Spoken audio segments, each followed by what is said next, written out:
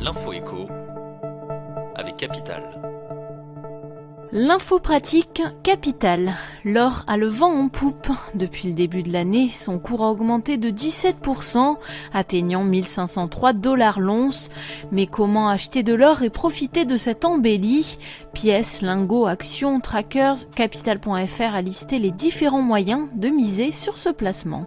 Si vous optez pour les pièces d'or, privilégiez celles cotées quotidiennement et prisées des acheteurs, tels les 20 francs Napoléon. Et attention à bien les acheter sous scellé. Découvrez en ligne la raison de cette précaution et tous nos conseils pour investir dans l'or. Le chiffre du jour, 18%, c'est la hausse du taux d'absentéisme des salariés âgés de 30 à 39 ans en 2018, alors que l'absentéisme de l'ensemble des salariés a cru de 3,73% l'année dernière. La catégorie des trentenaires est celle qui a subi la plus forte augmentation. Elle se place même au-dessus de la tranche des quadras, dont les absences ont progressé de 15%. Le rapport annuel publié aujourd'hui par l'assureur Gras Savoye Willis Towers Watson fait aussi apparaître de fortes disparités géographiques. Le quart nord-est de la France est le plus touché, avec un absentéisme 25 à 30% supérieur à la moyenne nationale. Le coup de gueule du jour est poussé contre les mesures sur l'immobilier prises jusqu'ici par le gouvernement.